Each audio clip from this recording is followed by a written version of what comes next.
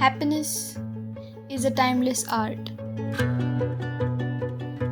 In a world of constant change, in a world that never stops, where new trends come and go, there are many old sources of happiness that are still here.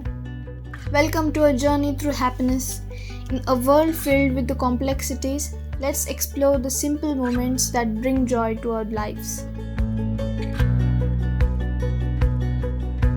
आनंदी राहण्यासाठी खूप सोपे मार्ग आहेत. आनंद म्हणजे काय हे कळलं पाहिजे. अथांग समुद्राच्या समोर उभं राहायचं आणि फक्त क्षितिजाकडे बघायचं. माणसाने आहे त्याच्यामध्ये समाधानी राहावं.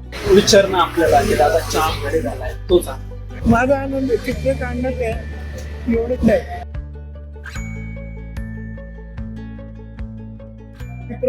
चित्र पाहणे, एक्झिबिशन पाहणे, लोकांचं माझं कौतुक तसं लोकांचं कौतुक करावं, त्यांना उत्साह द्यावा एवढंच मला वाटतं. त्यात मला माझा हे धंदा करतो मी ते फक्त 4 पैसे जास्त मिळवा म्हणून नाही करत. त्याच्यापासून त्यांना काहीतरी घेतल्याचा आनंद सुख मिळालं पाहिजे किंवा मला बी तसं चांगलं वाटलं पाहिजे, आनंद मिळाला पाहिजे ते लोकांच्या सेवेमध्ये वगैरे.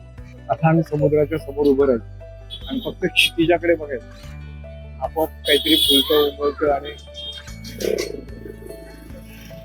की जुनी लोक 100 वर्ष टिकत होती.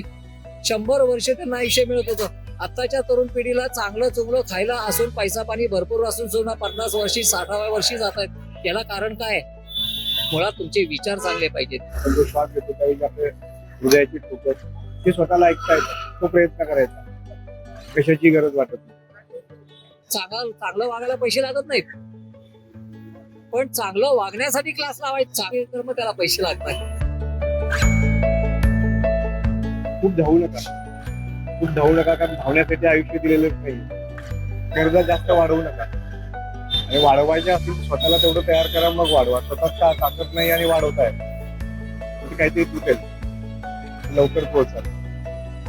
फक्त आपल्या आवडतं तेवढंच काम करावं, त्यातून त्यात प्रावीण्य मिळावं. त्यात काही एज्युकेशन असेल किंवा सिनियर लोक असतील त्यांची गाठीभेटी घ्याव्या, तुम्ही त्यात अखंड तयार व्हा एवढं.